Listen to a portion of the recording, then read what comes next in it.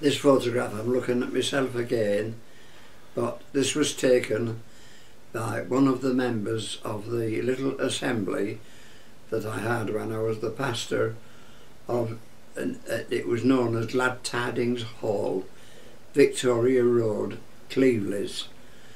And I had a lady attended the church with her sister, a lady called Mrs. Burton, and her sister Emily, and Mrs. Burton's husband Fred. He didn't come to the church, but he took an interest in things, but he didn't come.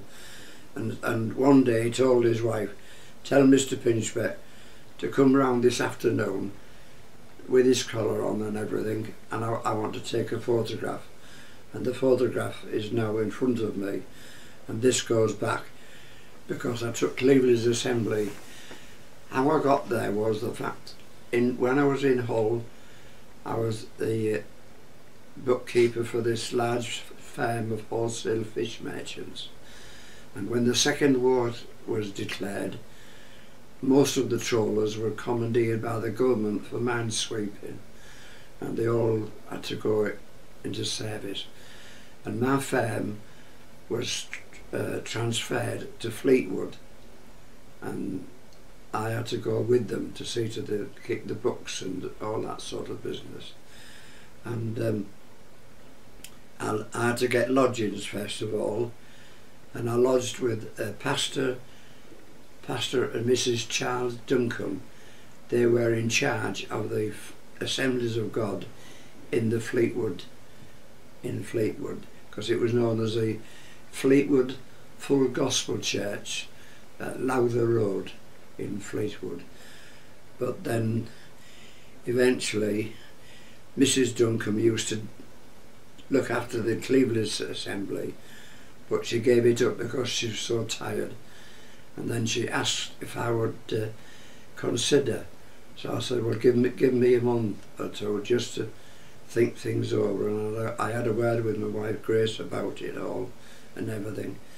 Anyway, to cut a long story short, I agreed, and that meant my name and all full details being sent to the headquarters of the Assemblies of God, which was in Nottingham, and I had to send a photograph of myself and everything, and so I took it over for quite a few years, and then eventually I was going to take over the pastorate of the Full Gospel Church at Lancaster, but I'm afraid things just didn't work out as well and as comfortable as we thought.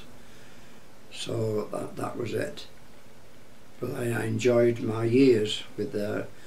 I had a Mr. and Mrs. Marshall. Remember, Mr. Marshall was my treasurer, and he's got his wife, and they had 2 daughters, and it was my privilege and my honour to, at different months of the year, it was the same year but different months, Edith got married first, and we hired the church in Fleetwood because it was much bigger. And then after Edith got married, then her sister Jean, she wanted to get married. Edith married a local man at Cleveland, but Jean went further afield because we had 3 boys that were in the Air Force, and they were over from America, and they used to come to Cleveland when it was off duty time and things like that. And Jean got interested in Henry, and to cut a long story short, I had the privilege of marrying them as well.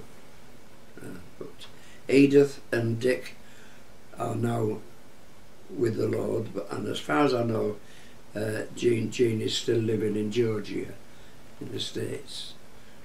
So that was good.